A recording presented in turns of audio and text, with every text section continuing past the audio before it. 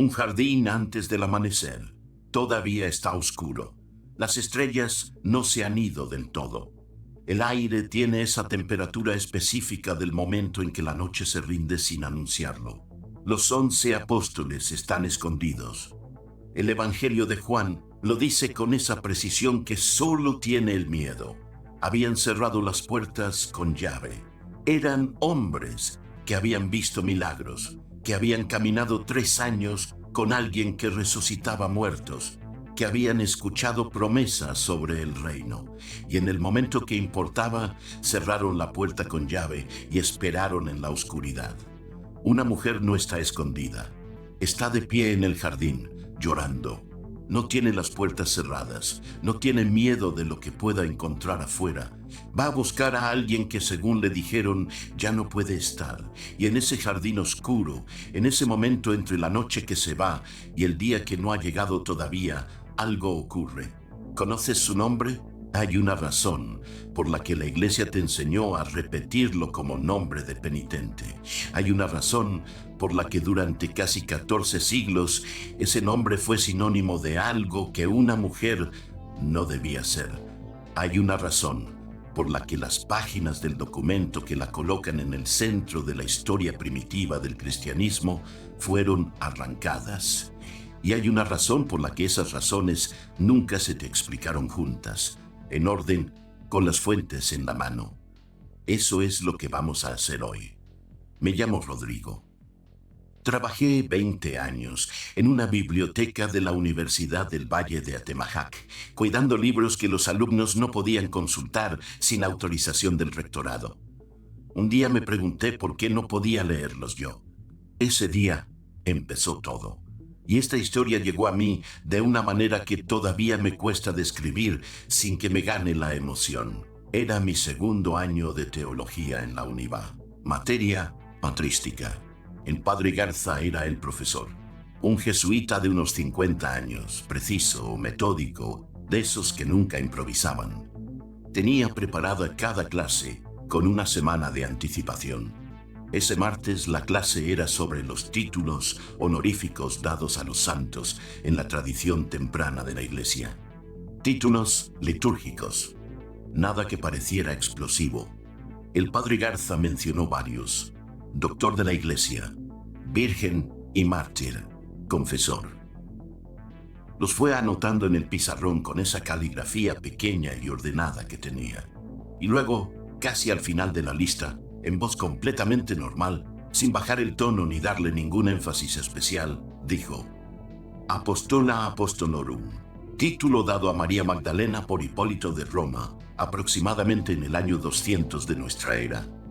Siguió escribiendo. Yo anoté las 2 palabras al margen de mi cuaderno. Las subrayé sin saber bien por qué. Apostola Apostolorum, apóstola de los apóstoles. Esa tarde, en lugar de ir directamente a casa, fui a la sección de patrística de la biblioteca. Busqué el comentario al Cantar de los Cantares de Hipólito. Había una edición bilingüe latín-español, sección 25, fragmentos 6 y 7.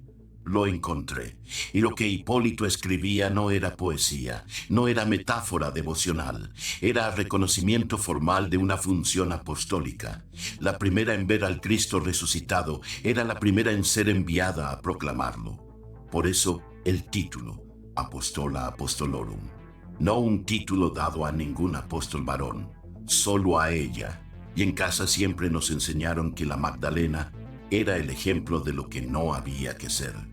Pero antes de ir al título, hay que ir al principio, al nombre, a lo que hicieron con el nombre. El año 591 de nuestra era, Roma. El Papa Gregorio I sube al púlpito de la basílica y pronuncia su homilía 33. No es una carta privada, es un sermón público ante una congregación que va a ser copiado y distribuido y que durante los siguientes 14 siglos va a circular en toda la Iglesia occidental como doctrina establecida. Y en esa homilía, Gregorio I hace algo específico. Toma a 3 mujeres distintas del texto evangélico y las fusiona en una sola. La primera, una mujer anónima que aparece en el Evangelio de Lucas, capítulo 7, versículos 36 al 50. Se le llama una pecadora de la ciudad, que unge los pies de Jesús con perfume en casa de un fariseo. No tiene nombre en el texto. La segunda, María de Betania, hermana de Lázaro, que aparece en el Evangelio de Juan. Tampoco es María Magdalena. Es una persona distinta, con una historia distinta, con una familia distinta. La tercera, María Magdalena, que en los textos no es prostituta, que no unge ningún pie, que no aparece en ninguna escena de pecado. La mención más específica sobre ella en los evangelios sinópticos es que Jesús expulsó de ella 7 demonios, lo que en el lenguaje de la época significaba enfermedad grave, no inmoralidad sexual. Gregorio I tomó a esas 3 mujeres y las convirtió en una. La pecadora de Lucas se convirtió en María Magdalena. La mujer que ungía pies se convirtió en María Magdalena. El nombre Magdalena quedó adherido para siempre a una historia de prostitución que nunca estuvo en el Evangelio. No fue un error de lectura distraída, fue una decisión pastoral. Los estudiosos lo documentaron desde el siglo XVI. El error es conocido en los ambientes académicos hace 400 años. Lo que no ocurrió durante 400 años fue la corrección pública. Eso vino después, y la forma en que vino dice tanto como el error mismo. Paulo VI, año 1969. La Iglesia Católica reforma el calendario litúrgico. Una nota técnica, no un comunicado de prensa, no una encíclica, no una homilía pública, una modificación en el calendario. La conmemoración de María Magdalena es separada de las otras 2 mujeres con las que Gregorio I la había fusionado. El epíteto penitente es eliminado, el texto cambiado, sin conferencia de prensa, sin carta a los feligreses, sin homilía que explicara lo que había pasado durante 1378 años. Si no buscabas el calendario litúrgico de ese año con la intención específica de compararlo con el anterior, no te enterabas. 1378 años de una mujer llamada prostituta, una corrección silenciosa en el calendario. Y lo que a mí me costó entender no fue que el error existió, fue entender que durante 1400 años nadie lo corrigió públicamente porque no había ningún incentivo institucional para hacerlo. Piénsalo con esta imagen. Tú heredas una casa. La casa tiene una habitación que siempre estuvo cerrada. Nadie te explica por qué. Con el tiempo, dejas de preguntarlo. La habitación cerrada se convierte en parte del paisaje, en algo que siempre fue así y que nadie cuestiona. Un día alguien abre la puerta. La pregunta no es solo qué hay adentro. La pregunta es, ¿quién tenía la llave? ¿Desde cuándo? ¿Y por qué nadie te había dado una copia? Hay un documento que conoces de nombre, aunque probablemente nunca lo hayas tenido en las manos. El Evangelio de María Magdalena, también conocido como el Codex Berlín BG 8502. Déjame contarte cómo llega a existir. Egipto, ciudad de Akhmim, año 1896. Karl Reinhardt, diplomático alemán, adquiere en el mercado local un manuscrito copto. Texto deteriorado, encuadernación desgastada. Reinhardt reconoce que no es una copia ordinaria y lo lleva a Berlín. El manuscrito llega al Museo de Berlín ese mismo año. Los especialistas lo catalogan, lo estudian, y la publicación académica de ese texto ocurre en el año 1955, 59 años después de su llegada a Berlín. Walter Thiel fue el investigador que lo publicó. Nadie explicó públicamente por qué un manuscrito de esa importancia esperó casi 6 décadas para ser publicado.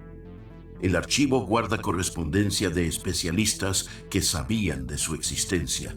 El Museo de Berlín tenía el texto desde antes de la Primera Guerra Mundial. Y mira, Esto es lo que más me cuesta explicar, sin que suene a teoría. El retraso de 59 años no tiene explicación pública oficial. No hay carta, no hay comunicado, no hay acta de reunión que diga por qué. Solo el manuscrito en el cajón y el silencio. Lo que quedó en ese texto, cuando finalmente se publicó, fue suficiente para entender por qué las páginas que faltaban habían sido arrancadas. El texto copto del Evangelio de María que sobrevivió es del siglo V de nuestra era, pero hay fragmentos griegos del siglo III, el Papyrus Rylands 463 y el Papyrus Oxyrhynchus 3525, que confirman que la versión original circulaba en el siglo II o incluso antes. Lo que quedó del texto muestra esto. María recibe enseñanzas privadas de Jesús que él no dio a los demás discípulos. Instruye a los apóstoles. Y Pedro, el que la institución convirtió en primer líder, la desafía. No por el contenido de lo que María enseña. La pregunta de Pedro no es, ¿eso que dices es verdad? La pregunta de Pedro es, ¿de verdad habló contigo en privado, con una mujer, sin que nosotros lo supiéramos? La objeción no es teológica, es de género. Andrés refuerza la duda. No puede creer que el Salvador haya revelado estas cosas a una mujer en lugar de a ellos. Y entonces Leví interviene. La frase que sobrevivió es esta: si el Salvador la amó más que a nosotros, ¿quiénes somos para rechazarla? Eso es lo que quedó. Las páginas 1 a 6 están arrancadas. Las páginas 11 a 14 están arrancadas. Exactamente los fragmentos que preceden la instrucción de María a los apóstoles y el pasaje donde ella describe la revelación privada. No fue el deterioro del tiempo. El deterioro del tiempo no arranca páginas específicas y deja intactas las que están alrededor. Ahí era donde yo quería detenerme cuando leí esto por primera vez, en ese detalle específico, en la selección de lo que falta. Y lo que a mí más me costó no fue descubrir que el texto existía, fue entender que lo que quedó es suficiente para la pregunta central, porque lo que quedó muestra que Pedro no disputó el contenido de la enseñanza de María. Disputó que una mujer pudiera tener autoridad para enseñar. Y esa disputa que quedó en el texto porque la persona que arrancó las páginas no pudo arrancar todo, es el conflicto más antiguo sobre el liderazgo femenino en el cristianismo primitivo documentado explícitamente. Karen L. King, primera mujer en ocupar la cátedra Hollis Professorship of Divinity de la Universidad de Harvard, designada en el año 2009, publicó en el año 2003 el estudio más completo sobre este texto, el Evangelio de María Magdalena, Jesús y la primera mujer apóstol. Su conclusión es específica y documentada. El Evangelio de María es el testimonio más antiguo de un conflicto explícito sobre el liderazgo femenino en el cristianismo primitivo. No es un texto gnóstico marginal. Es un documento que muestra la existencia de una tradición alternativa de autoridad en las comunidades más tempranas. Y esa tradición tenía un nombre.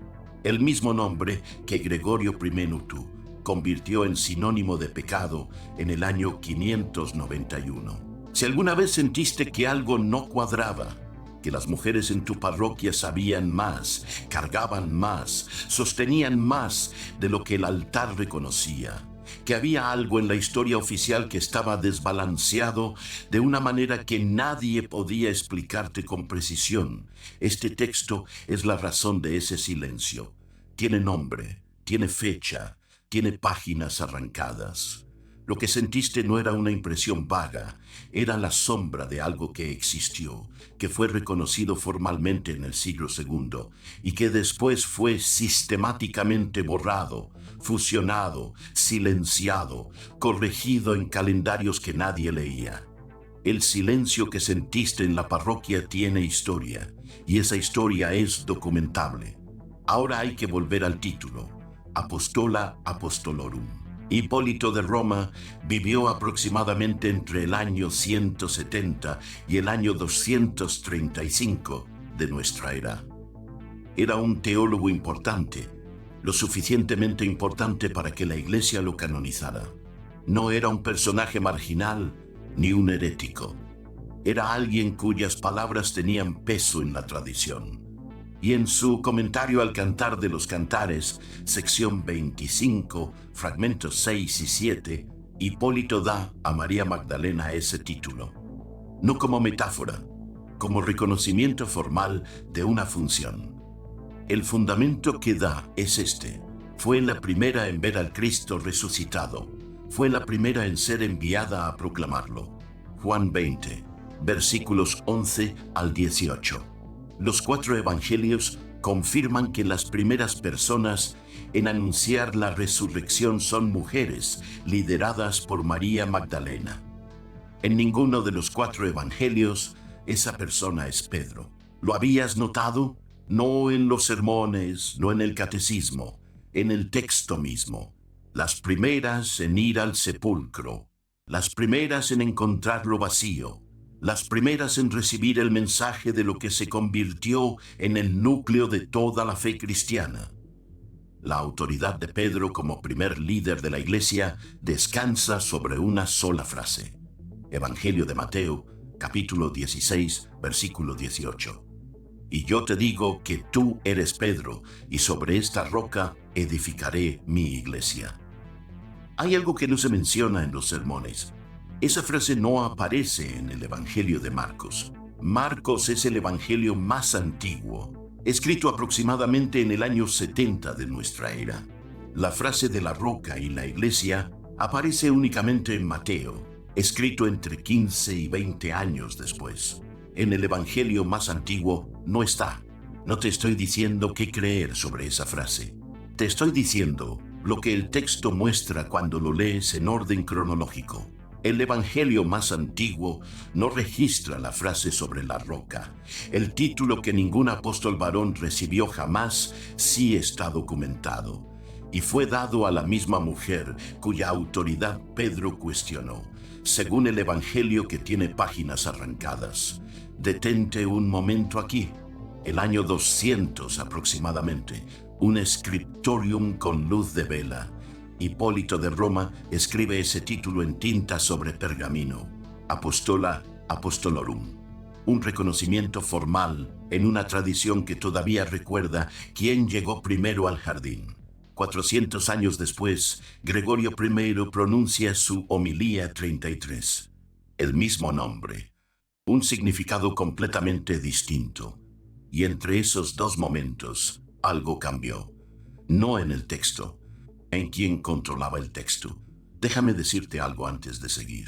Cuando leí el fragmento del Evangelio de María por primera vez, ese momento en que Pedro pregunta con incredulidad si Jesús realmente le había hablado a una mujer en privado, lo primero que sentí no fue indignación histórica. Sentí algo más incómodo: reconocimiento. ¿Tú lo has escuchado también? No en un contexto religioso, necesariamente. Como patrón, la forma en que alguien descarta no el contenido de lo que dices, sino tu derecho a decirlo. No, eso es verdad, sino ¿por qué tú, precisamente? Y mira que tardé años en entender que ese patrón no requiere mala voluntad. Pedro no era un villano. Era alguien que razonaba dentro de una estructura que no contemplaba otra posibilidad. Lo que hace al patrón peligroso no es la malicia, es la normalidad con que opera. Reconocí ese tono. Es el tono de alguien que no disputa el argumento porque no puede disputarlo. Disputa el origen, disputa quién tiene derecho a hablar. Si el Salvador se lo dijo a ella, ¿por qué no a nosotros? No. ¿Es verdad lo que dice? Si no, ¿por qué a ella? Es la pregunta más vieja del poder cuando se siente amenazado. No cuestiona el contenido, cuestiona la fuente. Y ese patrón, que el texto del siglo II preservó con una honestidad que sorprende, es exactamente el patrón que la historia de la Iglesia repitió durante 14 siglos con el nombre de María Magdalena. No cuestionaron lo que ella representaba. la convirtieron en otra cosa. Hay algo más en el Codex Berlín que vale la pena nombrar. El Evangelio de Felipe, otro texto de la biblioteca de Nag Hammadi, encontrada en Egipto en el año 1945, usa una palabra específica para María Magdalena, koinonos, en griego, compañera o socia, no en el sentido doméstico, en el sentido de alguien que comparte una empresa, un proyecto, una labor. El pasaje clave dice: el Salvador amaba a María Magdalena más que a todos los demás discípulos y la besaba con frecuencia en la boca. Los demás le preguntaron: ¿por qué la amas más que a nosotros? El beso en el contexto gnóstico tiene un nombre técnico. Se llama pneuma, transmisión del espíritu y del conocimiento espiritual. No es erótico. Es el gesto que en esa tradición designa la transmisión de la enseñanza de maestro a discípulo. Lo que ese pasaje muestra no es una relación romántica. Muestra que en esa tradición María Magdalena era reconocida como la receptora privilegiada de la enseñanza, la que recibía lo que los otros no recibían. Y los otros lo sabían. Por eso preguntaban. Esto lo digo con todo respeto hacia la complejidad del texto. No se trata de construir una santa alternativa ni de reemplazar un relato con otro. Se trata de reconocer que en esas tradiciones ella tenía una función de autoridad espiritual documentada. Eso es lo que hace incómodo el texto, no el beso. Vuelve al jardín por un momento. La mujer sigue ahí, antes del amanecer, llorando junto a la tumba, sin las puertas cerradas que los 11 tenían cerradas con llave. Ahora sabes que un hombre canonizado le dio un título que ningún apóstol varón recibió jamás. Ahora sabes que ese mismo nombre fue convertido en sinónimo de pecado 400 años después. Ahora sabes que su documento tiene páginas arrancadas exactamente donde describe su autoridad. Y lo que yo no sabía, después de todo eso, era cómo nombrarlo con la precisión que requería. Cómo ir más allá del dato hacia la lógica que lo producía. Hasta que leí algo que Spinoza escribió 350 años antes. Baruch de Spinoza publicó el Tractatus Theologico Politicus en el año 1670, sin nombre en la portada. Vivía en La Haya puliendo lentes para ganarse la vida. La comunidad judía de Ámsterdam lo había excomulgado con uno de los textos más duros que se conservan de ese periodo, cuando tenía 23 años. Nunca respondió. Nunca pidió que lo readmitieran. Murió a los 44 años, solo, sin haber repetido ninguna pregunta. En los capítulos 7 y 8 del Tractatus, Spinoza propone 4 preguntas para leer cualquier texto sagrado. Las mismas que yo aprendí a hacerme 20 años después de haberlas leído, con el texto del Evangelio de María Magdalena sobre la mesa. Primera pregunta de Spinoza: ¿en qué idioma fue escrito el texto original y qué dice exactamente en ese idioma? El Evangelio de Marcos, el más antiguo, no contiene la frase sobre la roca. Está escrito en griego, y en ese griego no hay ningún pasaje que designe a Pedro como primer líder institucional de la comunidad. La designación de Pedro como fundamento de la Iglesia aparece solo en Mateo, un texto escrito 15 o 20 años después. El término que Mateo usa en el griego es Petra, roca, y el juego de palabras con el nombre Petros, Pedro, solo funciona en griego. En arameo, el idioma que Jesús realmente hablaba, la palabra para roca es Kefa. El apodo de Pedro era Kefa, lo que sugiere que la frase pudo haber sido construida en griego para crear un juego de palabras que no existía en el idioma original de la conversación. En cambio, lo que sí aparece en todos los evangelios, sin excepción, es quién llegó primero al jardín y quién fue enviada primero a proclamar la resurrección. Segunda pregunta de Spinoza: ¿cuál era el contexto histórico de quién produjo el texto? El proceso de consolidación de la autoridad episcopal en los siglos II y III requería una figura única de liderazgo que legitimara esa consolidación.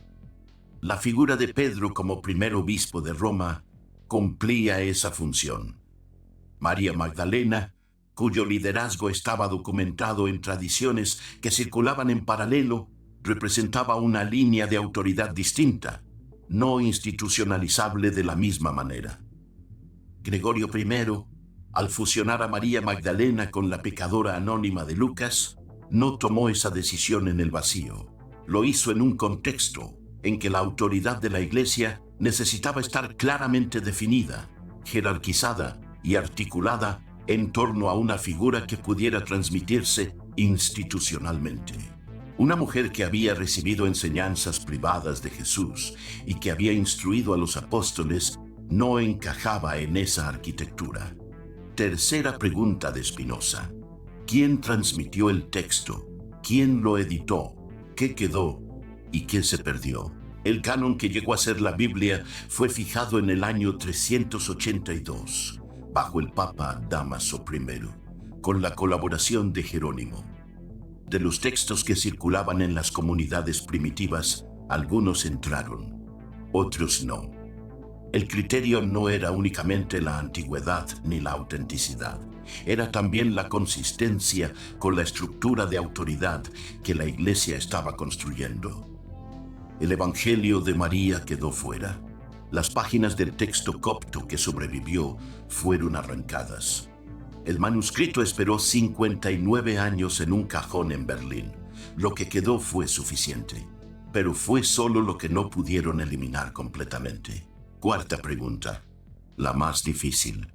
¿Quién gana institucionalmente si María Magdalena es prostituta arrepentida y no apóstola de los apóstoles? Gana una estructura de autoridad exclusivamente masculina que puede presentarse como fundada en el texto evangélico.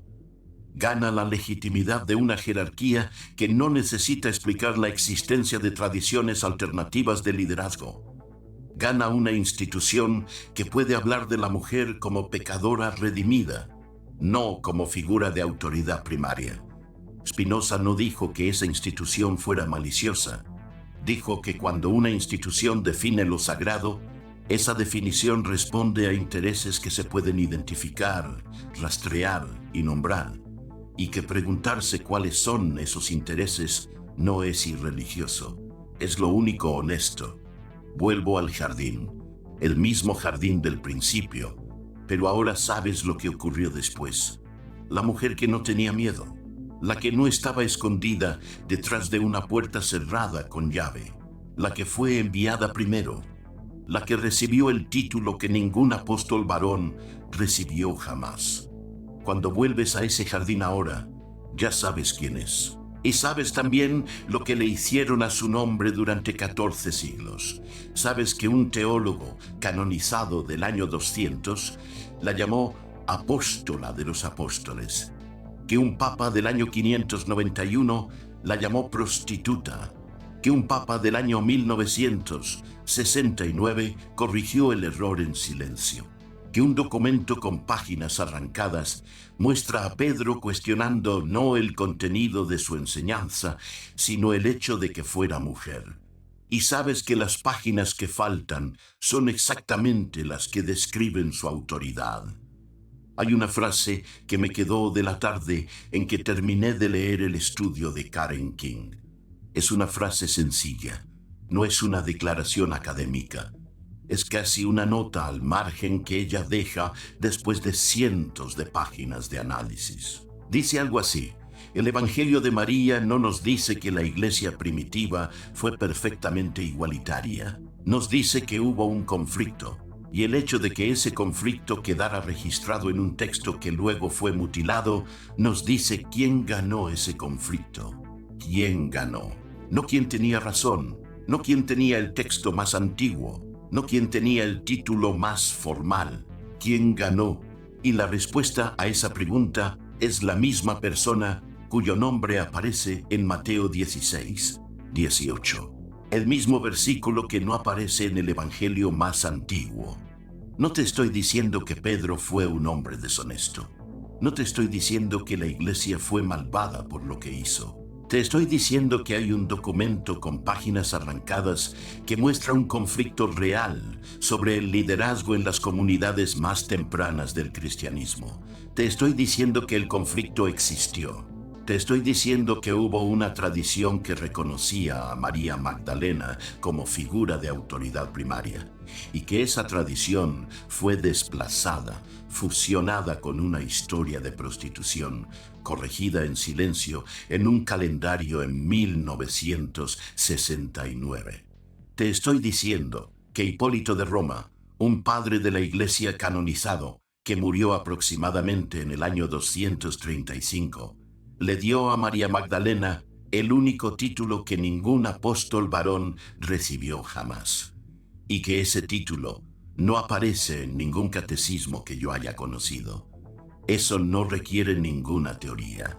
Son datos documentados, fuentes verificables, texto que puedes leer. Lo que haces con eso es una decisión que no me corresponde a mí.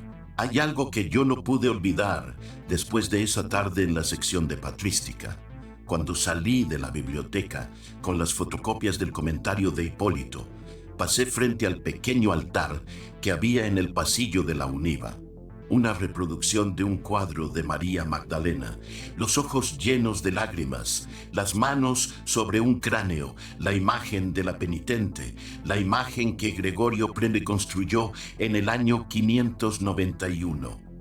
Y pensé, si alguien en ese pasillo me hubiera preguntado quién era esa mujer, yo habría dicho lo mismo que aprendí de niño: la pecadora, la arrepentida.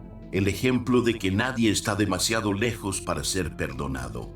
Nada de eso es mentira exactamente, pero tampoco es todo lo que el texto muestra. Lo que el texto muestra, cuando lo lees completo, con los fragmentos que sobrevivieron y con el título que Hipólito le dio, es algo diferente. Una mujer que no tenía las puertas cerradas cuando los apóstoles las tenían cerradas.